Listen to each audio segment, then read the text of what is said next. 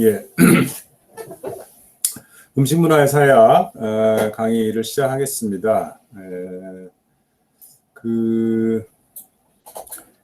여러분들한테 LMS에 가보면 여러분들 그 강의록을 올려놨어요.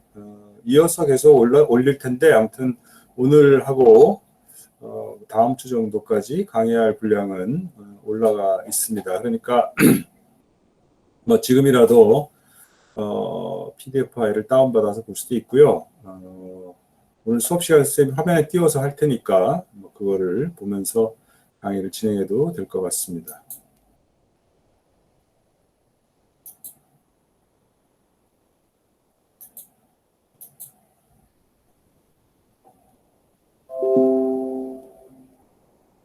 예, 공유된 게 잘 보이나요? 예.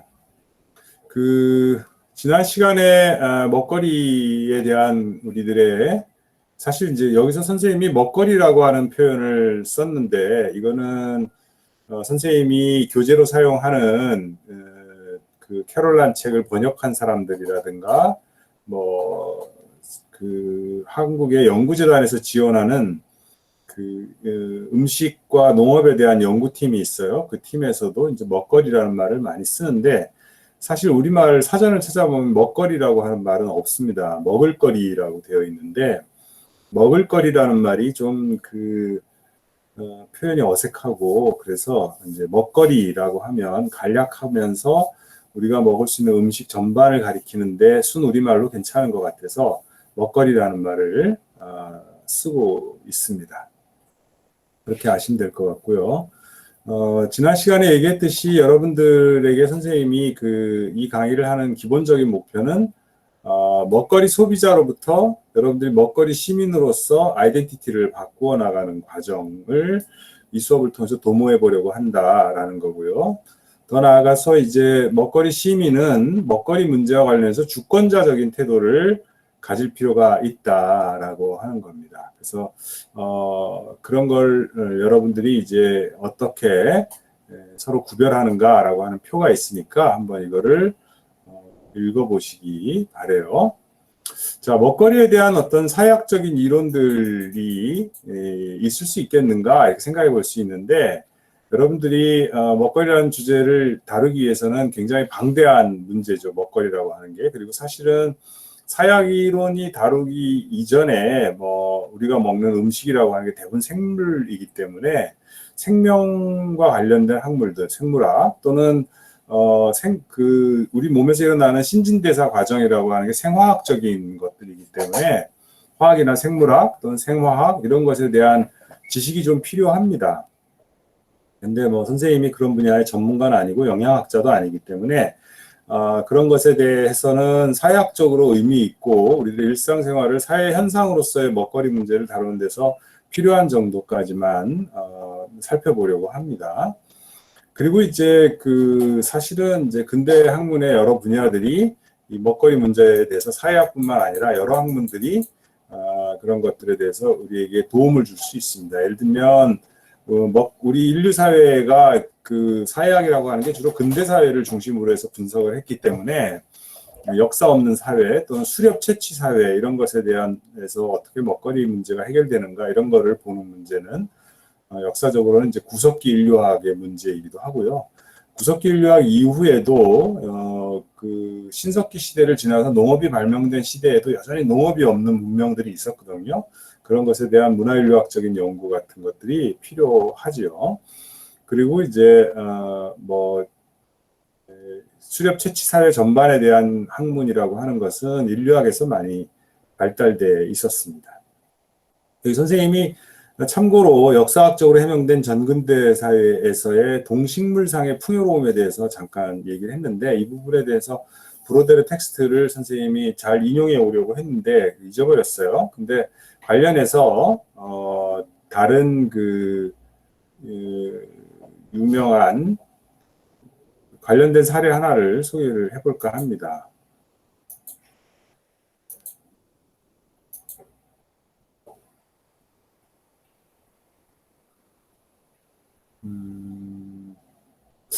이거를 여기서 하기가 어렵네요. 잠깐만요.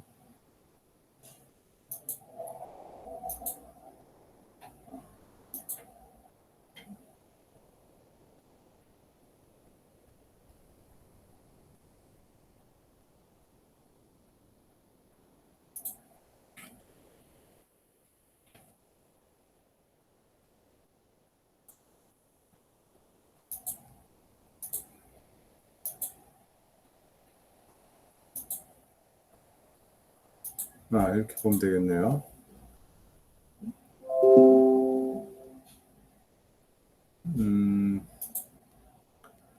지도가 보이나요? 네. 여러분들이 이렇게 미국의 북대서양 지역을 보게 되면은, 북대서양 지역에서 사람들이 굉장히 많이 모여 사는 지역이 바로 이 지역이죠. 워싱턴, 뉴욕 이런 지역인데, 굉장히 이 산업이 발달한 데 중에 하나가 시카고고요. 이 시카고는 오데오라고 하는 5개의 호수를 통해서 바다로 연결이 됩니다. 그리고 이 바다로 연결되는 지점에서 몬트리올하고 퀘벡이라고 하는 도시가 발전했죠. 이런 도시들이 왜 발전했을까를 생각해 봐야 되는데, 그 이유 중에 하나는 이 퀘벡에서부터 빠져나오는 이 뉴펀들랜드만이라고 하는 데가 있습니다. 여기가 이제 뉴펀들랜드 섬이라고 하는 것인데요. 이렇게 지형을 보게 되면 이 섬과 이런 반도들에 의해서 여기가 지중해처럼 이렇게 가두어져 있습니다. 이 지역이 굉장히 대구라고 하는 생선 있죠. 우리 여러분들 명태보다 훨씬 크고 대구탕 해 먹는 대구 있습니다.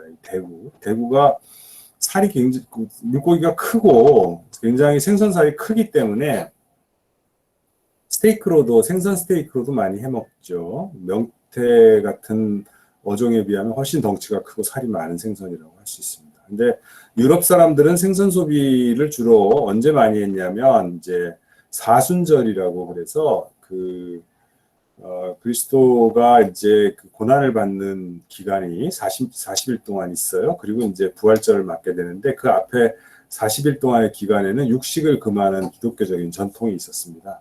육식을 금하니까 그 사람들이 그러면 단백질 보충을 안 했냐? 그때 이제 어업에서 이제 얻어진 생산물들을 많이 먹었죠. 그 중에서 이제 굉장히 푸짐한 생선이 바로 대구였는데, 그 대구잡이 어선들이 대구를 따라갑니다. 그런데 여기가 이제 세계에서 가장 대구가 많이 잡히던 지역이었어요.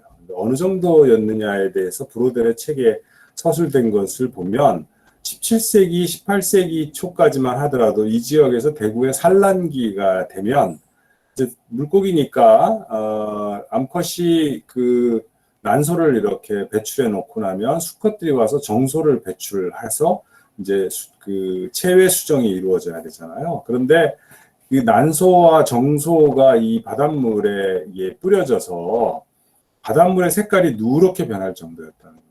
그러니까 어마어마하게 식물과 동물상이 풍부했던 시절이 인류의 삶의 과정이었다 이렇게 생각하시면 됩니다.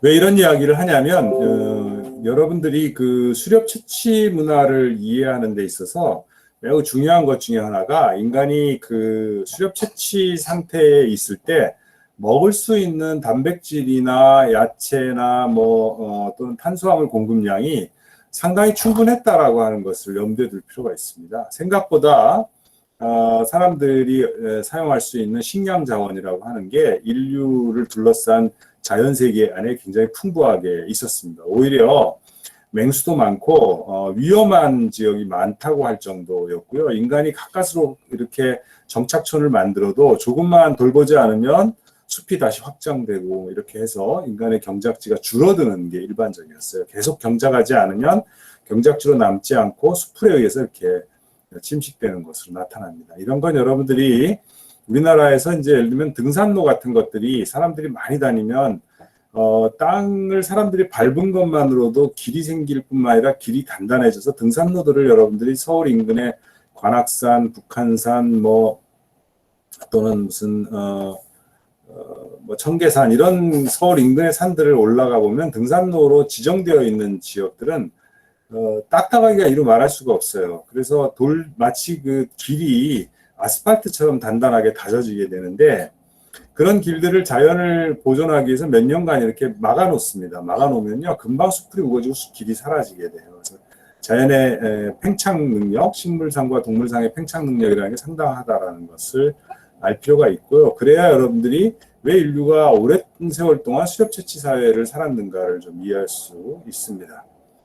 그 다음에 이제 서양 말고도 역사학이나 동양학, 오리엔탈리즘이라고 흔히 부르는 이제 뭐 이집트 문명에 대한 연구나 인도 문명에 대한 연구 이런 것들도 대단히 중요합니다. 왜냐하면 그래야 이제 신석기 시대의 혁명 과정에서 농업과 국가가 어떻게 발생했는가라고 하는 것들, 수력학, 여기서 수력학이라고 하는 것은 그 당시 사람들이 이제 신석기 혁명이라고 하는 것은 우리가 돌로 그거를 표현하고 있지만 기본적으로 돌도끼를 깬 도끼에서 그 갈아서 만든 도끼로 이동하는 시대를 얘기하는 거죠. 그런데 신석기 혁명의 즈음에서 일어난 그 갈아서 만든 도끼가 만들어지면서부터 토기도 만들어지게 됩니다. 토기. 그래서 인간이 진흙을 구워서 그릇을 만들게 되고 또 신석기 시대가 도입되면서부터 농작물을 재배하는 농업이 등장하고요. 그러면서 국가 권력이라고 하는 것이 등장하게 되죠. 정치 체제라고 하는 게 생겨나고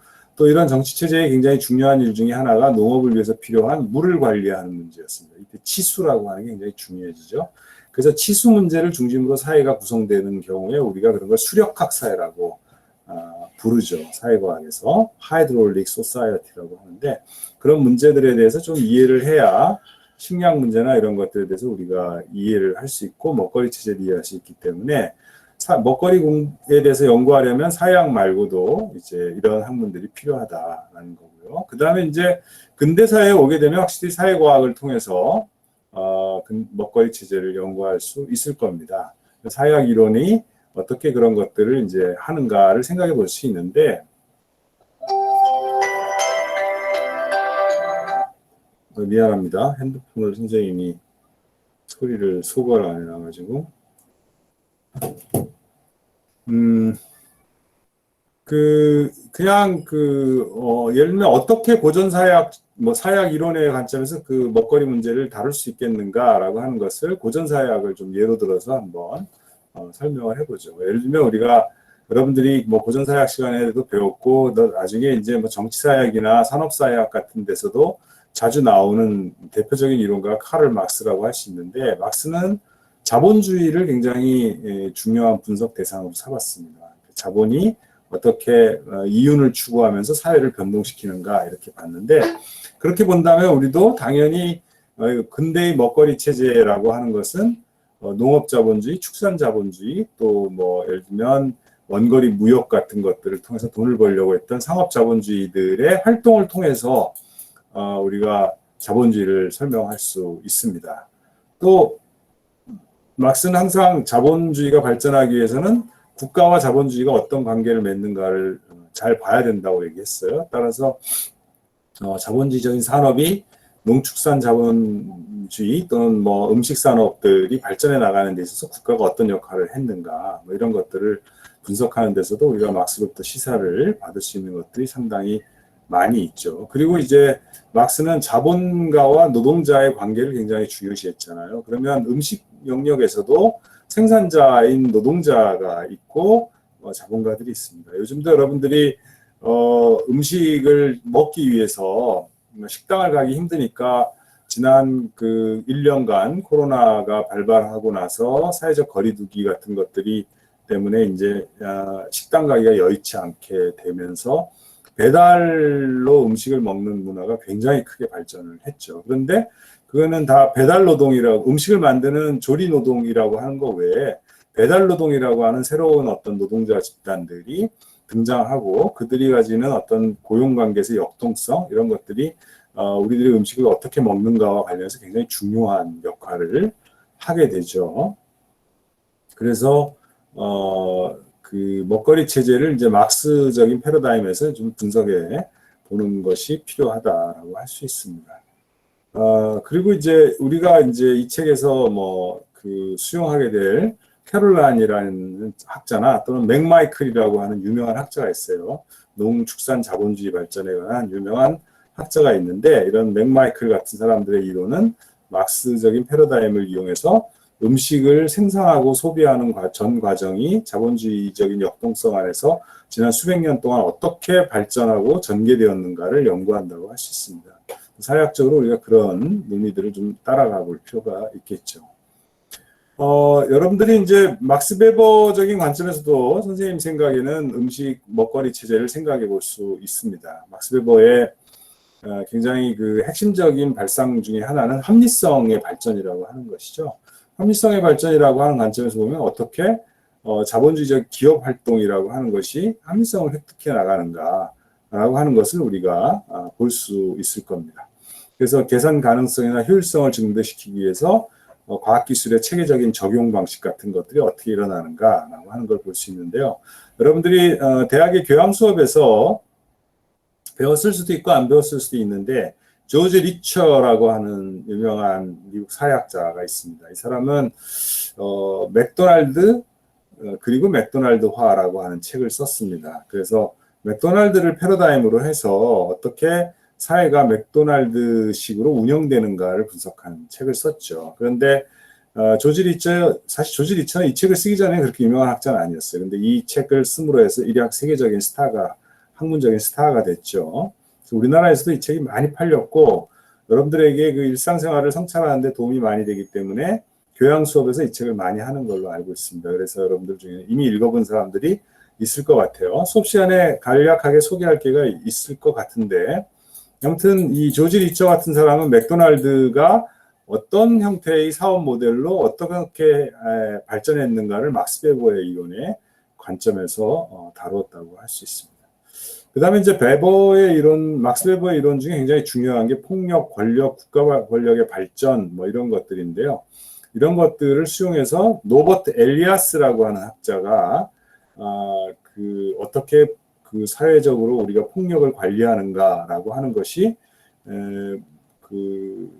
사람들의 충동 통제나 생활 양식의 변모를 가져왔는가라고 하는 문명화 이론이라는 것을 발전시켰습니다. 선생님의 현대사회학 이론 강의를 들어본 사람들은 이 문명화 이론에 대해서 이미 한번 들어본 적이 있을 텐데요.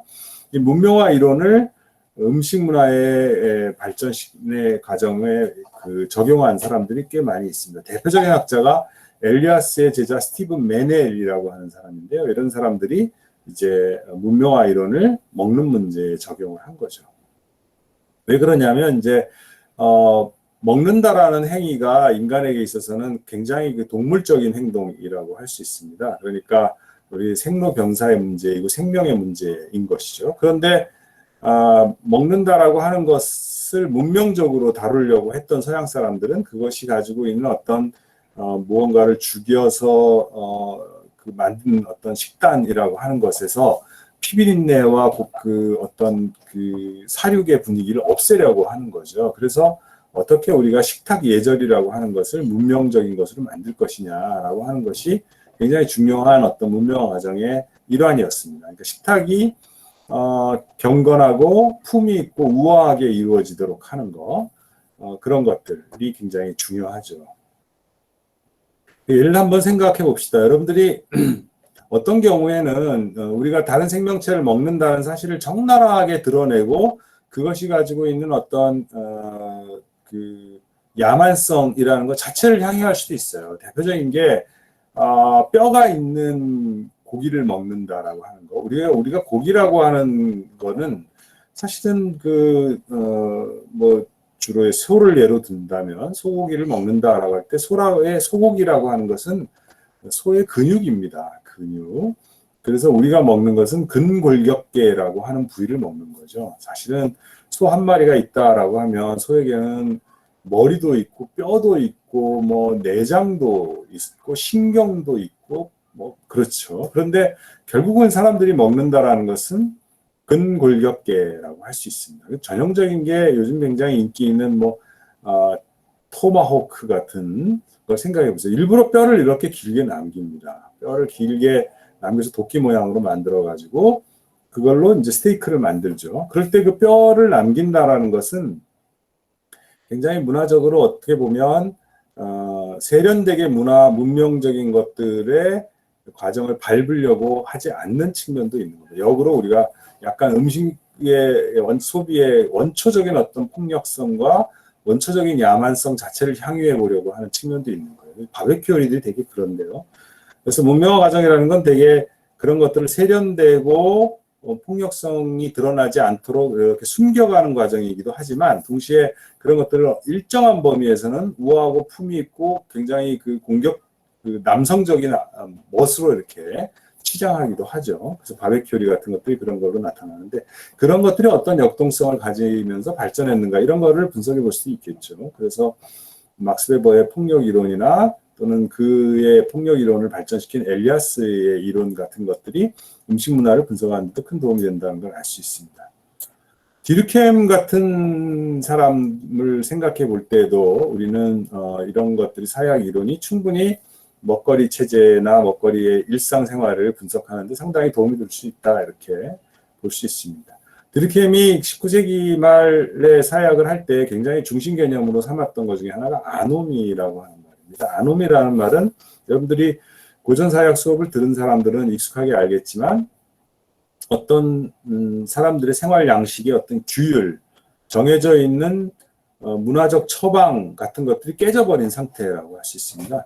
이걸 예를 들어서 여러분들이 아침에 학교를 오려고 할 때 옷을 입어야 되죠. 옷을 입을 때 우리가 고려하는 것은 굉장히 여러 가지입니다. 나의 패션, 일단 내가 옷장을 열었을 때 나한테 있는 옷을 입어야 되죠. 근데 있는 옷이 한 벌인 사람은 없으니까 이른바 이제 유명한 말로 단벌 신사 이런 말이 있지만 우리가 옷을 딱 한 벌만 갖고 있는 사람은 없습니다. 그러니까 옷을 우리가 선택해야 되죠. 선택할 때 기준은 날씨도 있고 패션도 있고 이런 것들을 고려해서 하게 되는데 그럴 때 우리가 뭘 입어야 될지 모르는 때가 있습니다. 뭘 입어야 될지 모를 때 우리 굉장히 당황하게 되죠. 그런 상태가 바로 아노미 같은 것이라고 할 수 있습니다. 그러니까 의복이라고 하는 것도 일종의 아노미 같은 것들을 초래할 수 있죠. 무엇을 내가 해야 될지. 근데 여러분들이 예를 들면 중고등학교 때 교복이 있을 때에는 교복이라는 건 좀 너무 심하게 우리들의 선택폭을 줄이는 거긴 하지만 그런 교복 같은 처방이 있으면 우리 생활을 규율하고 적응하기가 굉장히 쉽겠죠. 우리가 처해 있는 어떤 음식과 관련된 상황도 놓고 보면 뭘 먹어야 될지 약간은 아노미적인 상황에 있습니다. 영원한 숙제로 요즘 많이 하는 말 중에 하나가 오늘 뭐 먹지라고 하는 말이라고 하는데 오늘 뭐 먹지라고 하는 말에는 우리가 가지고 있는 선택의 폭이 엄청나게 늘어났기 때문에 무언가를 선택해서 먹어야 되고 선택해서 먹으려면 그렇게 선택한 이유가 있어야 되는데 딱히 이유랄 게 없을 수도 있잖아요. 그럴 때 우리가 뭘 선택해야 될지 알 수가 없게 되는 겁니다. 그래서 먹는 양식들이 너무 다원화되어 있고 그 다음에 전 지구적인 생활 양식들이 우리 안에 들어와 있기 때문에 이전에는 예를 들면 핑거푸드, 손으로 음식을 집어 먹는다라는 것이 조선시대에는 거지나 할 짓이었지만 오늘날에는 굉장히 많은 음식들이 핑거푸드이기도 하죠. 그러니까 손가락으로 먹어도 되고 젓가락으로 먹어도 되고 포크로 먹어도 되고 먹는 양식도 그럴 뿐만 아니라 오늘 고기를 먹을지 닭고기를 먹을지 쇠고기를 먹을지 돼지고기를 먹을지 야채를 먹을지 이런 모든 문제들과 관련해서 또 다이어트 같은 것들이 있어서 어떤 것들 무슨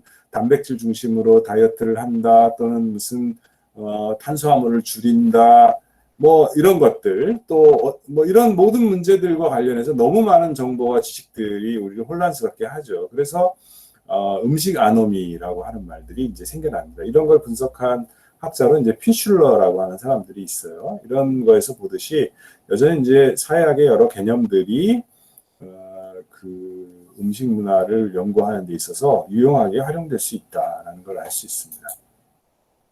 다른 한편 이제 그 외에도 이제 먹거리를 분석할 수 있는 디르켐적인 시각에서 굉장히 중요한 것은 그 디르켐이 상징을 굉장히 중요시했다는 거예요. 그래서 음식을 먹는다라는 것은 단순히 영양분을 섭취하는 것일 뿐만 아니라 어떤 한 사회 공동체의 문제이고 자아 정체성의 문제이고 또는 요즘 같으면 민족주의적인 문제이기도 하죠. 얼마 전에 이제 김치를 둘러싸고 그게 이제 일본 중국 사람들이 뭐 자기네 음식이다 뭐 이런 이야기를 했고 그런 걸 우리나라 사람들이 동북공정으로 받아들여서 굉장히 민감하고 그게 받아들였고 거기에 화도 내고 인터넷에서 뭐 여러 가지 글도 쓰고 이러면서 김치와 우리의 민족적 아이덴티티를 상당히 강조하는 그런 문제들이 생기기도 했죠. 그래서 뭐 원조를 둘러싸고 여러 나라 간에 갈등이 생기는 문제도 있고요. 서로에 대해서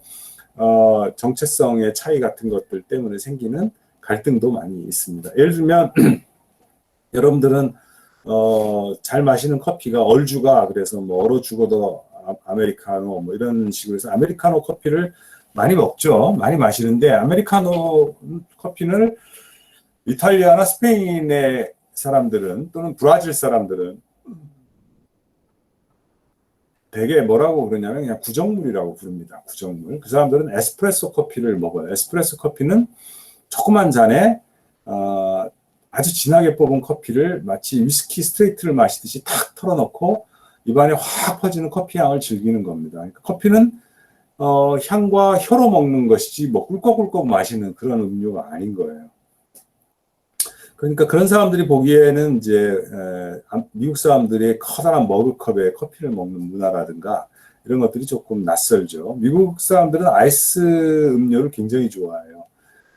물도 얼음에 넣어서 주고요. 식당에 가면 아이스티, 아이스워터, 아이스커피 이게 그 술이 아닌 경우에 대부분의 음료라고 할 수 있습니다. 굉장히 찬 음료를 많이 마시는데 그거는 미국의 어떤 뭐 더운 지방이나 건조한 지형 같은 거 생각하면 좀 이해가 되는 면도 좀 있기도 한데 어쨌든 굉장히 얼음 음료를 좋아합니다. 그게 이제 우리나라에도 좀 영향을 많이 줬죠. 또 스타벅스 같이 미국의 세계적인 프랜차이즈가 들어오면서 뭐 얼주가 이런 이제 문화적인 어떤 코드까지 생겼는데 그런데 이제 뭐 여러분이 유럽에 가서 특히 남유럽에 가서 아메리카노 커피 먹으려고 그러면 정말 힘든 경우도 있습니다. 그게 뭐 로마 같은 데라면 아메리카노를 먹을 수 있겠지만 좀 시골 지방으로 가게 되면 남유럽의 시골 지방으로 가게 되면 정말로 아메리카노 먹기 어렵고요. 아메리카노를 먹는 사람들을 잘 이해하지 못하게 됩니다. 그런 거에서 보듯이 이제 먹거리라고 하는 것은 상당히 공동체적이고 그게 공동체적인 정체성의 문제이며 자아 정체성의 문제이기도 하죠. 그래서 우리가 음식을 먹는다라고 하는 것은 사실은 상징 체계 안에서 상징을 먹는 면도 있는 거예요. 그래서 그런 문제들을 분석할 때 우리가 디드캠의 영향을 좀 생각할 수 있습니다. 그 다음에 뭐 여기 선생님이 인용을 했듯이 마르셀 모스 이래로 레비스트로스 같은 사람들은 기호학에 입각해서 뭐 이런 음식 먹는 문제를 분석하기도 하고요. 또 문화 연구 같은 것들이 굉장히 중요해집니다. 왜냐하면 대개 1990년대부터 세계적인 현상 중에 하나가 대중문화에서 TV나 뭐 그런 뭐 요즘 유튜브 또는 그 외에 여러 가지 뭐 그 방송 뭐지 개인적으로 이렇게 할 수 있는 프로그램들을 통해서 대중문화 속에서 먹거리가 재현되는 방식들이 굉장히 많아졌습니다. 그래서 먹방, 쿡방 뭐 이런 것들이 굉장히 많아졌고 그런 것들을 다양한 방식으로 이제 먹는 방식들을 다루고 있죠. 그래서 이제 그런 게 우리나라 드라마에도 굉장히 많습니다. 선생님이 여기 몇 가지 예를 들었는데 뭐 한 끼 줍쇼 요즘도 분석하는지 모르겠는데 한 끼 줍쇼라는 건 실제로 사람들 먹는 생활 안에 이렇게 들어가는 거겠죠. 가족 공동체가 밥을 어떻게 먹는지 거기 들어가 보려고 하는 그런 거죠. 이게 일종의 옛날에 탁발이라 그래서 얻어먹는 거지들이나 스님들이 하던 행동을 이제 그 유명 연예인들이 하는 그런 프로그램들이 있고요. 한국인의 밥상 이런 것들은 뭔가 이게 먹거리를 통해서 어떤 민족적 공동체, 민중성 뭐 이런 것들을 찾아보는 거고 시골 가가지고 막 밥 해먹는 이야기, 하루 종일 밥 해먹는 이야기 해먹는 것들은 삼시세끼 뭐 이런 거에 있어서 살고 먹는, 먹고 사는 뭐 이런 이야기들을 다루는 것이고 그리고 뭐 주로 이제 남자들이 먹거리를 하게 함으로써 이제 먹거리 채취자, 먹거리 조리자 이런 것들의 역할들을 해보게 하는 것도 있고요. 골목식당 같이 창업 프로그램도 있고요. 관광과 식당을 연결하는 뭐 현지에서 통하는가? 그 다음에 외국인의 시선으로 한국 음식을 보는 뭐 한국은 처음이지. 냉장고를 부탁해라고 하는 거는 어떻게 보면 냉장고 문화에 대한 성찰이면서 뭐 여러 가지 그 사람들 생활 양식 안에서 그래도 좀 맛있게 먹는 법들에 대해서 뭐 찾아보자 뭐 이런 것도 있고요. 밥 블레스 유 뭐 이렇게 써봤는데 벌써 이미 좀 낡은 것 같아요. 그 뚱삼 트리오 나와 뚱일 뚱이 뚱삼 뚱삼 뭐 나와가지고 많이 먹는 대식 이런 것도 있고요. 또 요리 유튜버나 무슨 저 아프리카 TV 이런 데서도 뭐 유명세를 탄 사람들도 있고 뭐 이렇겠죠. 그런 것들이 전부 다 문화 연구의 측면에서 좀 더 다뤄볼 만한 그런 역할들이 되고 있고 먹는 것들이 왜 이렇게 사회적으로 이렇게 강하게 푸드 포르노라고 하는 말이 나올 정도로 또 뭐 ASMR, 푸드 포르노 이런 것들이 나올 만큼 영상과 소리와 이런 것들을 통해서 감각에 굉장히 호소하는 그런 음식 문화들이 생겨나는가 이런 것도 우리가 사회학적으로 분석해 볼 만한 주제들입니다. 그다음에 이제 피에르 부르디에를 놓고 보게 되면 여러분들이 현대사회학 이론에서 피에르 부르디에 같은 사람들이 사람들 취향이 어떻게 계급 현상과 관련이 있는가 이런 것들을 분석한 것들을 소개받은 적이 있을 텐데 이런 사람들은 또 먹거리가 어떻게 사회적 투쟁의 대상이 되는가 취향이라고 하는 것이 어떤 사회적 갈등, 계급 간의 어떤 경쟁 이런 것들의 대상이 되는가 이런 걸 보여주기도 합니다.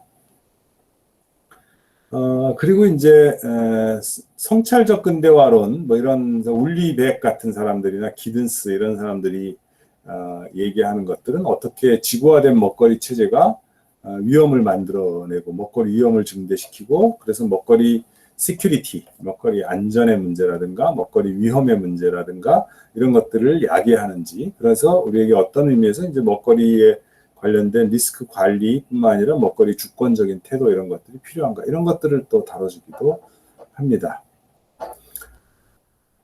그래서 먹거리에 대한 사회학적인 연구는 굉장히 풍부하게 우리가 시도해 볼 수 있다라고 하는 것을 여러분들이 좀 생각하시고 어떤 의미에서 여러분들이 스스로 뭐 고전사회학이든 산업사회학이든 정치사회학이든 현대사회학 이론이든 이런 데서 배웠던 이론들을 자기 방식으로 한번 생각해 보는 거죠. 예를 들면 디르켐에게서 아놈이라는 말을 배웠으면 음식 문화를 볼 때 아놈이라는 단어를 한번 써보는 거죠. 아놈이라는 관점에서 우리가 다뤄볼 수 있지 않을까. 또는 뭐 울리백이나 기든스의 이론을 배웠다면 거기서 위험이라고 하는 말을 많이 쓰는데 위험이 어떻게 음식과 관련해서 발생하는가. 먹거리 위험이라는 게 굉장히 심각하거든요. 그래서 조금만 예를 들면 어떤 것들이 문제가 되면 굉장한 스캔들로 발전을 하게 됩니다. 그래서 먹거리의 위험이라고 하는 것들이 굉장히 이제 사람들한테 예민한 문제죠.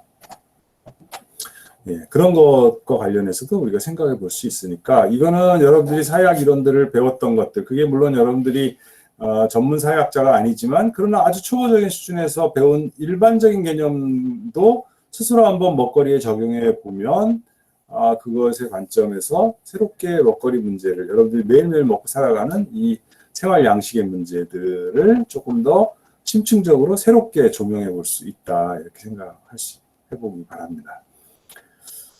관련해서 레비스트로스의 요리삼각형을 좀 소개를 할게요. 이거는 이제 이후에 논의는 주로 선생님이 인간 먹거리 체제를 역사적으로 조금 살펴보려고 해요. 그래서 근대 먹거리 체제로 가기까지 뭐 구석기, 신석기 이렇게 순서대로 조금 살펴보려고 하기 때문에 따로 이렇게 보기가 좀 어려운 어떤 기호학적 접근이라고 하는 것들을 한번 본다는 의미에서 그런 것 소개를 하려고 합니다. 이거 역시 선생님이 오늘 지금 띄울 자료를 LMS에 올려놨으니까 여러분들이 한번 보시기 나중에 볼 수도 있고 지금 뭐 바로 다운받아서 볼 수도 있을 것 같아요.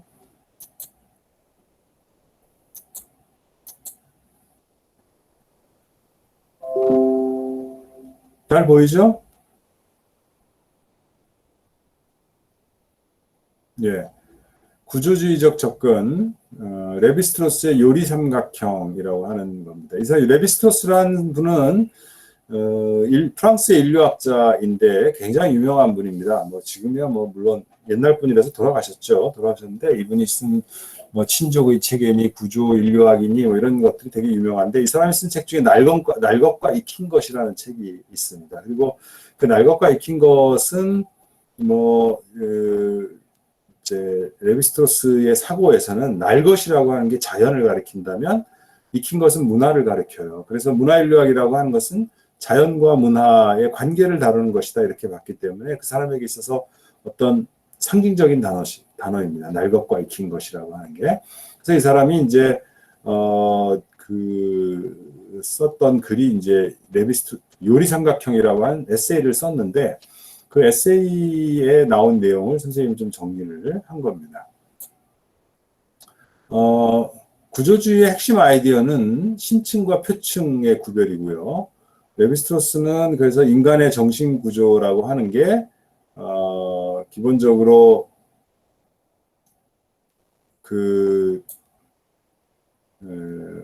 인간의 정신 구조하고 언어 구조하고 사회 구조 간에 심층적인 수준에서 상동성이라는 게 영어로 호몰로지인데 같은 그 논리적인 형태를 가지고 있다라고 이렇게 본 거예요. 그래서 이제 구조 언어학이라고 이제 언어학자 중에서 구조주의적인 방식으로 언어를 보는 일군의 학자들이 있습니다. 그 중에 로만 야콥슨이라고 하는 사람이 있는데 로만 야콥슨은 이제 그 러시아 출신의 구조 언어학자예요. 근데 뭐 언어학의 역사에서 손꼽히는 천재 중에 하나입니다. 프랑스의 에밀 방브니스트라고 하는 사람과 로만 야콥슨이라는 사람이 언어의 천재라고 불리는 사람들인데 한 20개 국어, 30개 국어씩 했던 사람들입니다. 아주 자유로운 수준으로. 그리고 뭐 이제는 사람들이 잘 쓰지 않는 고대 언어까지도 상당히 식견이 있는 그런 언어의 천재들이었어요. 그래서 대표적인 사람이 이제 로만 야콥슨, 에밀 방브니스트 뭐 이런 사람들인데 이 로만 야콥슨이 이제 모음 삼각형, 자음 삼각형 이런 것들을 분석을 했습니다. 근데 여러분들이 쉽게 잘 이해할 수 있는 건데 여기에 이제 선생님이 각주를 이렇게 모음 삼각형을 가져왔어요. 인간의 그 소리라고 하는 것은 기본적으로 조음기관이 있죠. 인간의 조음기관이라고 하는 것은 소리를 만들어내는 인간의 기관입니다. 조음기관의 대표적인 게 이제 목이 있죠. 후두가 있습니다. 후두와 목젖이 굉장히 중요한 소리를 만들어내는 기관이죠. 그 다음에 혀가 굉장히 중요한 그 소리를 만들어내는 기관이고요. 입술이 굉장히 중요한 기관이고 이도 굉장히 중요한 기관이고 입천장도 굉장히 중요한 소리를 만들어내는 기관입니다. 그래서 우리가 입천장을 건드리면 구개음이라 그러고요. 이로 소리를 내면 치음이라 그러죠. 그래서 이 소리가 나는 위치가 입안의 그 모양을 삼각형으로 이렇게 대략 그려보면 위치가 다 이렇게 달라진다는 겁니다. 여기에 보면 이라고 하는 소리가 어떻게 보면 입안에서 위에 앞에서 나요. 위에 앞에서 우 그러면 위에 뒤쪽에서 납니다. 그러면 아래쪽에서 나고 가운데서 납니다. 이게 여러분들이 훈민정음 해제를 할 때 그 세종대왕이 이미 다 알고 있었던 겁니다. 그래서 전설모음, 후설모음, 중설모음 이런 것들을 구별했죠. 혀가 앞쪽에서 나는 소리를 전설모음이라고 그러고 이런 우를 후설모음이라고 그러고 가운데 소리 나면 중설모음이라고 불렀어요. 이런 것들의 모음 삼각형의 위치에 대한 구조주의적인 인식은 세종대왕한테도 있었는데 아무튼 뭐 이거 근대 와서 정리한 게 로만 야콥슨이고 이런 것들이 이제 모음이 배치되는 자리입니다. 이 자리에 따라서 소리들의 차이에 의해서 우리들이 이제 세계를 인식한다라고 하는 게 이제 소리를 만들어내는 조음에 대한 모음 삼각형인데 그거를 비슷한 방식으로 이제 요리에다 적용을 한 거예요. 그렇게 보면 이렇게 삼각형을 그릴 수 있다는 겁니다. 그러면 이쪽에 오른쪽은 그 문화에 속하는 것이고요. 왼쪽은 문화에 속한 것이고 오른쪽은 선생님이 계속 거꾸로 얘기해요. 오른쪽은 자연에 속한 것이고 왼쪽은 문화에 속한 것입니다. 그리고 위쪽은 unelaborated니까 뭔가 인간의 공을 들이지 않은 것이에요. 공을 들이지 않은 것이고, 이 밑에는 공을 들인 것이 됩니다. 그 요리들이 여기에 이제 그렇게 보면 익힌 것은 문화에 속하면서 공을 들인 것이고요. 그 다음에 띄운 것이라고 여기 되어 있는 것은 여러분들이 좀 익숙지 않을 텐데, 이거 발효시킨 것입니다. 발효시킨 거. 우리가 된장을 띄운다라고 얘기하거든요. 순우리말로. 그래서 이제 발효시킨 것에 속하는 거죠. 발효라고 하는 것은 자연적인 과정에서 일어나는 것이죠. 우리가 열심히 일부러 만들어내는 법을 근대 문명이 만들어내긴 했어요. 예를 들면 된장을 띄워가지고 그걸로 간장을 만들었는데, 그런 걸 강제적으로 이제 염산으로 막 만들어내고 이렇게 하긴 했지만, 기본적으로 발효식품이라고 하는 거는 시간이 걸리는 거잖아요. 그리고 공을 들여야 되고, 잘못하면 썩어버리는 거죠. 썩은 거하고 띄운 것은 다른 거죠. 그래서 날것 상태가 시간이 더 지나면 썩게 되는데, 썩지 않으면서 인간이 먹을 수 있게 잘 가공하는 자연적 과정을 인간이 관리하면 발효가 되는 거라고 할 수 있습니다. 그리고 이제 날것은 익힌 것에 비하면 자연에 가까운 오른쪽으로 가는 것이지만, 띄운 것은 날것이 더 지나서 썩은 것에 가까워져 가니까 더 자연에 가까워져 가는 거겠죠. 그러니까 날것이 중간쯤에 위치한다고 볼 수 있고, 마치 중설 모음처럼 날것은 사람이 손을 안 댄 거죠. 그러니까 공을 들이지 않은 형태라고 할 수 있습니다.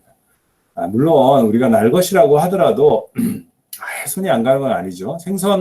회를 먹는다라고 할 때 생선회를 그냥 먹나요? 그냥 칼로 다 예쁘게 뜨잖아요. 이제 그런 것도 있고, 샐러드를 한다 해도 물로 씻고 자르고 다듬어가지고 이렇게 먹으니까 공을 안 들이는 건 아니죠. 그러나 익힌 것이라고 하는 건 기본적으로 불을 이용해서 훨씬 더 공들여서 하는 거라고 할 수 있습니다. 여러분들이 불을 이용한다라고 하는 게 칼로 야채를 다듬는 거에 비해서 훨씬 더 공들인 거, 일레보레이티드 된 거다라는 말에 동의를 안 할 수도 있어요. 근데 그거는 여러분들 집에 가스가 너무 잘 들어와서 손만 대면, 또는 전기를 이용하든 도시가스를 이용하든 불을 다루고 켜고 끄고 하는 일이 너무 쉽기 때문에 그런 거라고 할 수 있어요.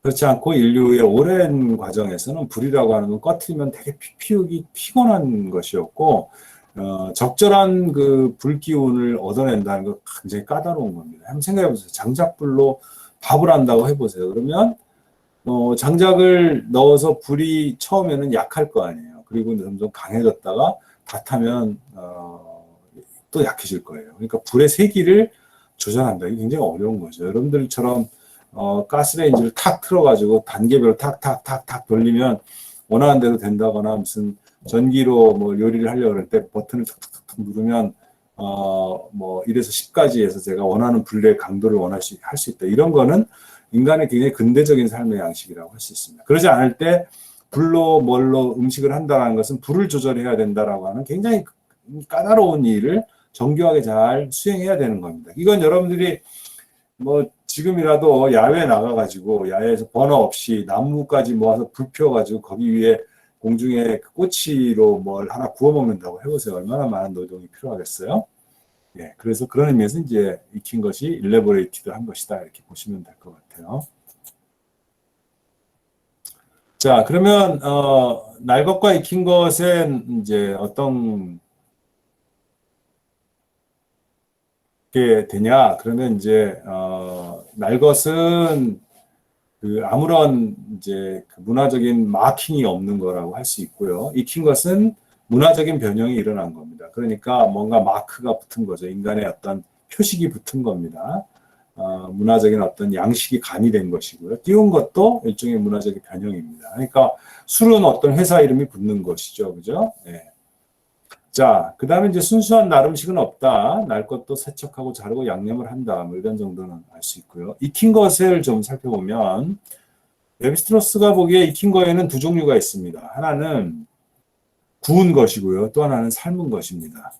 익힌다라고 하는 인간의 방식에는 굽는 방식과 삶는 방식이라는 대표적인 두 가지가 있는데, 구운 것과 삶은 것이 굉장히 중요한 차이는, 구운 것은 불길이 식자재에 직접 간다라고 하는 거예요. 근데 삶은 것은 용기가 있는 겁니다. 용기. 그래서 구운 것이 더 자연에 가깝고 삶은 것이 더 문화에 가깝다 이렇게 볼 수 있습니다. 용기를 사용하는 거니까요. 그리고 이제 삶은 것은 불을 물이 중재하는 것이에요. 그리고 구운 것은 불과 식자재가 직접 만나는 겁니다. 그래서 상징적으로 보면 물이 중재하기 때문에 중재자로서의 물과 여성 이렇게 연결이 돼요. 그래서 대개의 경우 되게 구운 요리는 남성이 하고 삶은 요리는 여성이 한다. 이런 게 암암리의 그런 문화적인 코드로 좀 작동을 합니다. 성별 문화 코드에. 그래서 지금도 뭐 어디 야외에 나가면 남자들이 음식 한다고 많이 설치죠. 그런 인간들이 집에 오면 손도 까딱 안 하려고 하는 그런 경향이 있죠. 자, 구운 것은 상대적으로 unelaborated입니다. 삶은 것은 elaborated이고요. 그렇게 보기에는 바베큐도 잘하려면 굉장히 정교한 노동이 좀 필요하긴 하죠. 그렇긴 한데 어쨌든 기본적으로는 삶은 것에 비하면 덜 정교한 방식이다 이렇게 볼 수 있고요. 구운 것은 식재료가 골고루 익지 않습니다. 겉에서부터 이거 들어가게 되는 거죠. 그래서 이거를 그 속까지 익히기 위해서 속을 익히기 위해서 이렇게 그 쇠고기 스테이크 같은 거 만드는 레스팅이라 그래서 겉열이 속으로 이렇게 파고드는 걸 기다리고 뭐 이러기도 하죠. 어쨌든 골고루 익지는 않습니다. 골고루 익지 않는 게 예를 들면 고기 같은 경우에는 많이 구워진 부분과 적게 구워진 부분과 거의 안 구워진 부분을 다 나름대로 즐기는 방식이 될 수도 있고요.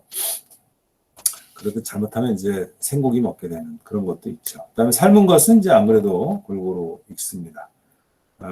그리고 이제 양식으로 보면 삶은 것은 오목함, 구운 것은 볼록함이라는 상징적 양식을 가지고 삶은 것은 가정식, 엔도퀴진, 그 다음에 구운 것은 외부인과의 연회용으로 많이 사용한다. 엑소퀴진이라고 이제 본다. 이렇게 얘기합니다. 그리고 이제 삶은 것은 친족 관계를 중심으로 해서 먹는 것이고, 구운 것은 친족 관계가 좀 완화되는 거라고 할 수 있습니다. 삶은 것은 야외에서 하기가 어렵죠. 그래서 삶은 것은 정주 생활과 관련되고, 구운 것은 야영 생활과 관련되고, 그 다음에 야영 생활은 친족 관계가 조금 완화되는 것이죠. 그리고 삶은 것은 집안에서 먹는 거기 때문에 친족 관계가 좀 더 엄격한 그런 거라고 할 수 있습니다. 식인종 연구에 보면 인육을 섭취할 때도 친족의 인육은 삶아서 먹고 적의 인육은 구워서 먹는다, 뭐 이런 식의 태도가 있고요. 민주적 사회는 삶은 것을 찬미하고 귀족 사회는 구운 것을 찬미한다, 이런 것도 있습니다. 귀족 사회는 대체로 이제 귀족이라고 하는 게 전사 집단에서 왔기 때문에 사냥감을 먹는 것을 통해서 자기 정체성을 드러내는 편이고요. 민주적인 사회라고 하는 것은 되게 정주 생활과 가족들을 단위로 하는 그런 것들이 이제 토대가 되기 때문에 이렇게 볼 수 있다라는 것.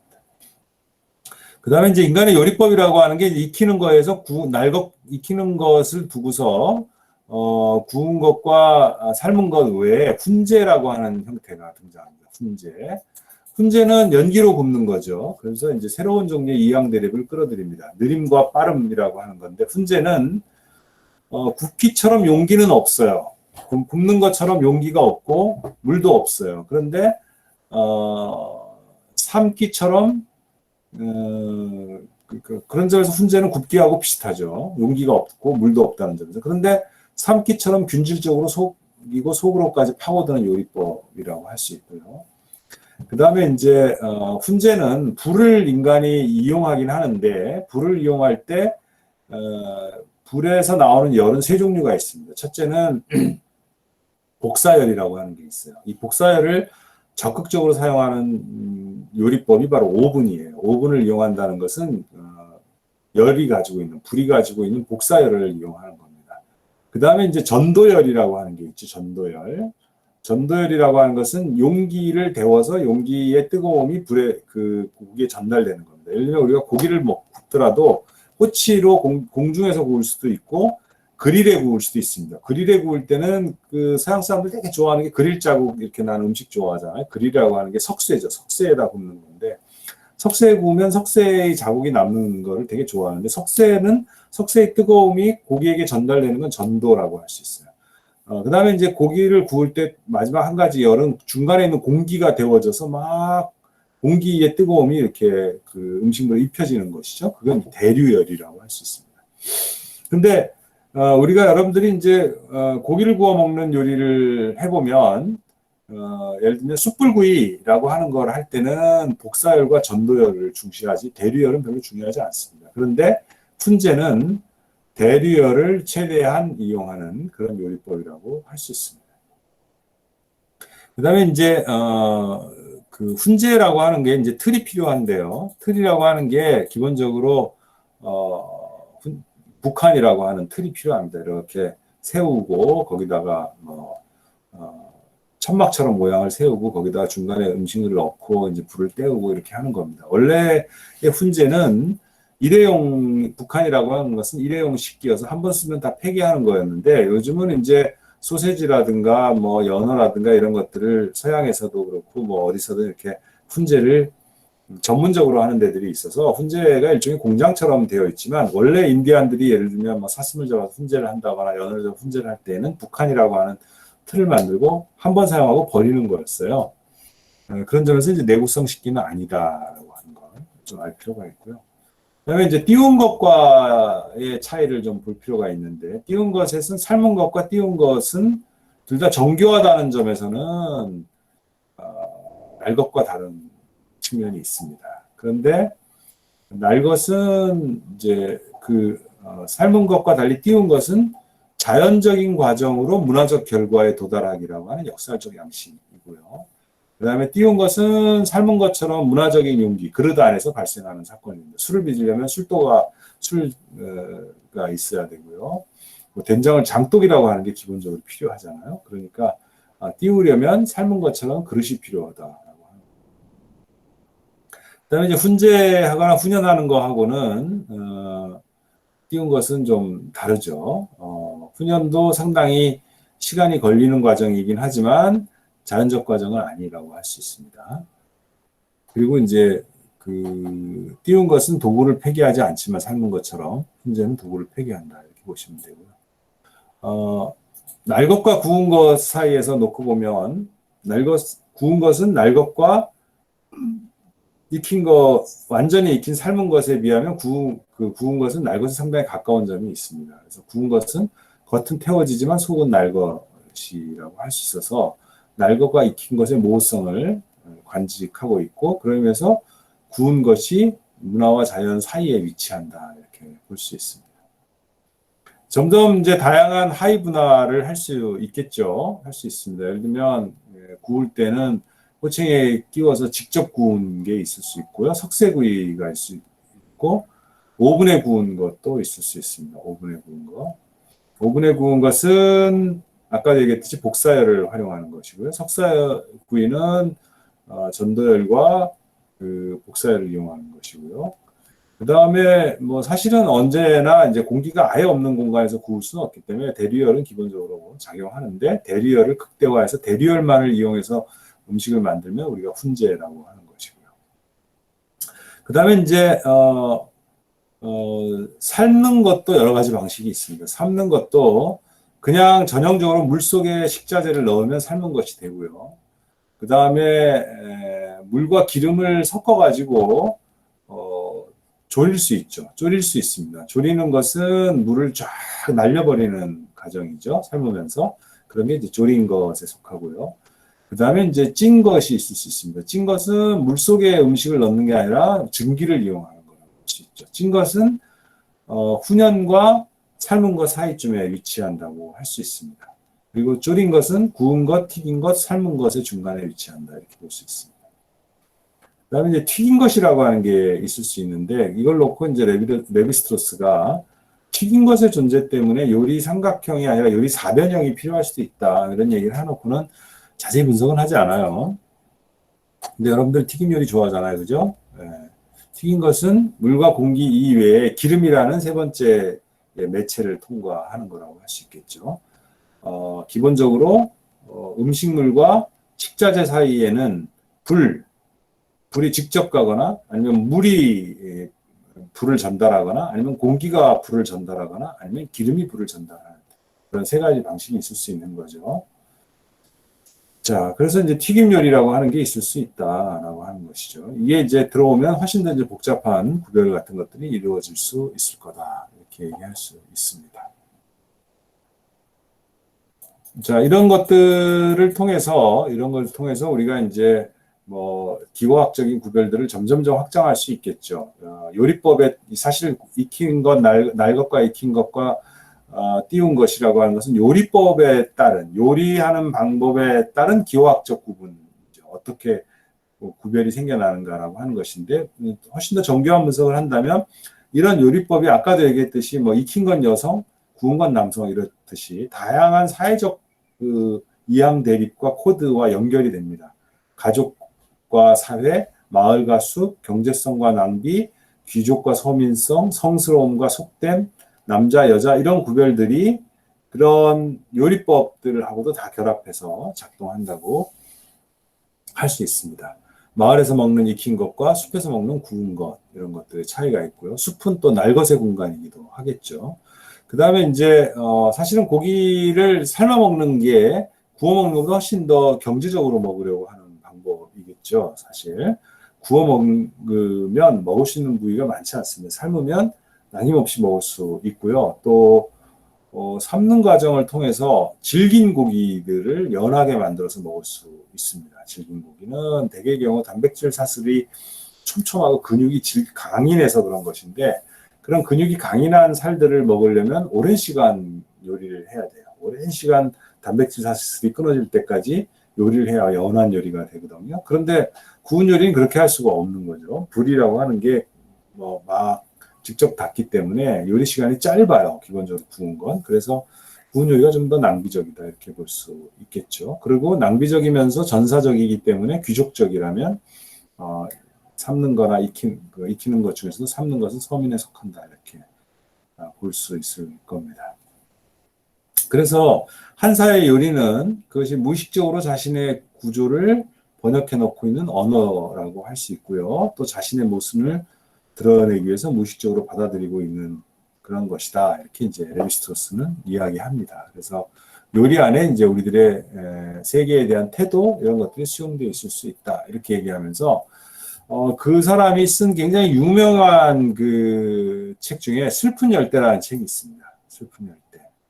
이 슬픈 열대라는 책에 아주 의미심장한 말을 좀 써놓았어요. 그러면서 자기가 연구한 원시 사회와 우리가 살아가는 인류 사회, 그 근대 사회를 구별하는 좀 큰 이분법을 이제 이게 이제 사회학에서는 가장 전통 사회와 근대 사회 또는 전근대 사회와 원시 사회와 현대 사회 이런 어떤 아주 그 그랜드 다이코토미 그 거대 이분법이라고 하는데, 그런 것들을 여기도 적용을 하면서 우리가 그 원시사회 그러면 굉장히 그 야만적으로 보는 것 중에 하나가 그들이 식인 풍습을 갖고 있다 이런 것들을 가지고 상당히 그거를 좀 야만적으로 보는 경향이 있습니다. 물론 이제 식인이라고 하는 게 근대인 이전에도 예를 들면 문명사회가 일정하게 발전하면서 도저히 받아들일 수 없는 어떤 그런 게 되었지만, 그럼에도 불구하고 예를 들면 아주 그 수렵채취 사회에서 식인이라고 하는 풍습이 소규모로 조금씩 나타나는데, 그런 것들이 가지고 있는 의미가 뭐냐 이렇게 얘기할 때 레비스토스는 식인 사회, 앤스로포페지라고 하는 사회와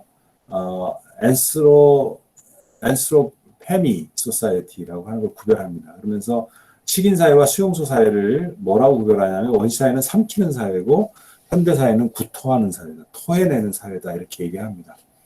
그러면서 식인 풍습이 있는 사회는 어떤 무서운 힘을 지니고 있는 사람들, 미친 사람이라든가 적이라든가 또는 뭔가 이렇게 신성한 힘을 발휘하는 사람이라든가 괴력을 가진 사람이라든가 어떤 한 사회의 관점에서 보면 무서운 존재들이 있으면 그것들을 중화시키고 삭혀내기 위해서 하는 방식이 그것들을 먹어치우는 거예요. 자기 몸에 동화시켜서 자기화하는 거죠. 그러니까 식인이라고 하는 게 굉장히 상징적인 행위였다는 겁니다. 사회적으로 적대적인 것, 사회적으로 무서운 것, 사회적으로 공포스러운 어떤 요소를 한 사회가 수용해내는 방식이 그들을 먹어서 자기 몸 안으로 육체 속으로 빨아들이는 거였다 이런 겁니다.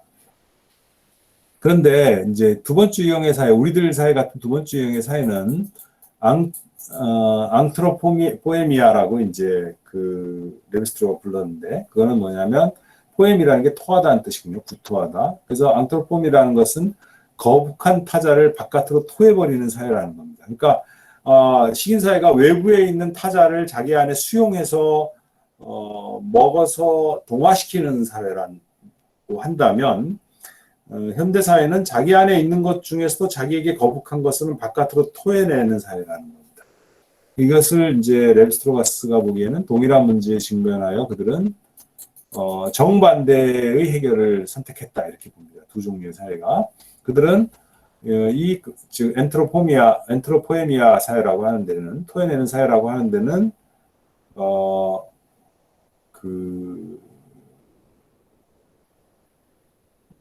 일정 기간 또는 영원히 끔찍한 존재들을 일정 기간 또는 영원히 고립시킴으로써 그들을 사회로부터 추방해 나가는 그런 사회라고 할 수 있습니다. 이 존재들은 특별한 목적을 위해 고안된 시설들 가운데서 인간성과의 모든 접촉을 거부당한다. 즉 우리가 추방한 존재들은 수용소에 갇히게 되거나 감옥에 갇히거나 뭐 시설이라고 하는 데로 불려있는 데 가게 되는 거죠. 근데 사실 근대사회는 그 고프만 같은 사람이 분석했듯이 정신이 이상하면 정신병원으로, 죄수는 감옥으로, 그다음에 난민은 수용소 캠프로, 그다음에 노인은 요양원으로, 이렇게 우리가 일상적으로 살아가는 영역의 외부로 추방해 나가는 사회라고 할 수 있습니다. 그런 사회들의 상당 부분은 굉장히 비인간적이고 접촉을 거부하는 그런 사회라고 할 수 있고요.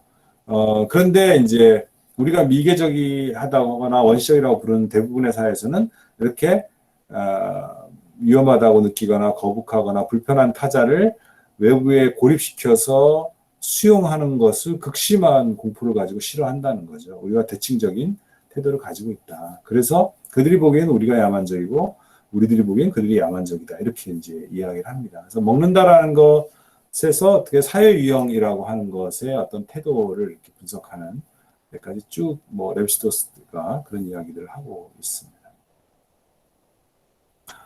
예, 굉장히 재미있는 텍스트인데 뭐 번역도 안 돼 있고 그래서 선생님이 조금 자세하게 이렇게 요약을 해서 발췌하고 요약해서 정리를 해서 여러분한테 볼 수 있게 했고요. 제한돼서 완역이 되어 있다면 좋겠는데 완역이 안 돼 있고 선생님도 할 여력이 없어서 어디 실을 데도 없고요. 뭐 그러니까 매체도 없고 그래서 이런 정도로 정리해서 여러분들한테 알려주는데, 한번 여러분들 요리법과 관련해서 생각해 보면 그 요리라고 하는 것들이 이런 차이점들을 가지고 있구나. 우리 일상적으로 요리한다라고 하는 감각이라고 하는 게 이걸 익혀 먹어? 아니면 날것으로 먹어? 아니면 숙성시켜서 또는 띄워서 먹어? 생선에도 마찬가지잖아요. 생선을 여러분들에게 오늘 싱싱한 뭐 이제 거의 계절이 끝났지만 굴이 생겼다 그러면 굴을 먹는 방법을 생각해 보세요. 굴을 국에 끓여 넣어서 먹을 수도 있고 전을 부쳐 먹을 수도 있고 생굴을 뭐 레몬이나 뭐 초장이나 이런 걸 이용해서 먹을 수도 있고 또 굴을 약간 숙성시켜 먹을 수도 있습니다. 생선도 마찬가지예요. 생선도 뭐 예를 들면 회를 떠서 그냥 먹을지 구워 먹을지 튀겨 먹을지 아니면 그거를 뭐 다시마에 싸가지고 좀 숙성시켜 먹든지 뭐 고등어처럼 아예 식초를 가지고 이렇게 절여가지고 이렇게 먹든지 여러 가지 방식이 있죠. 근데 그런 것들에는 항상 날 것과 익힌 것과 그리고 삭힌 것이라고 하는 구분법이 작동을 하고 있고 우리는 그 중에 어떤 이유에서 문화적으로 무의식적일 수도 있지만 오늘 식구들이 식사를 할 거니까 오늘 손님이 오니까 오늘 뭐 술을 한잔 하려고 하는 거니까 그래서 그런 어떤 식사를 하는 것들이 가지고 있는 게 혼밥인지 가족 식사인지 행사인지 일상적인 식사인지 아침인지 점심인지 저녁인지에 따라서 요리법을 달리해서 먹게 되어 있어요. 그런 것들이 안에는 굉장히 섬세한 무의식적인 코드들이 작동하고 있다. 이런 것들을 좀 생각해 볼 수도 있고요. 식자재를 다루는 법들에 대해서도 어떤 구조적인 원리 같은 것들을 이해해 볼 수도 있을 거라고 생각됩니다. 예, 시간이 좀 남았는데 뭐 다음 시간부터 역사적인 관점에서 인간의 먹거리 체제들의 진화 과정을 한동안 쭉 살펴볼 생각입니다. 예, 그리고 뭐 강의와 관련해서 팀플 작업을 해야 되는데 그런 것들과 관련해서는 다음 주에 얘기를 좀 하도록 하죠. 예, 오늘 수업은 뭐 조금 시간이 남았는데 이 정도에서 마칠까 합니다. 질문 있어요?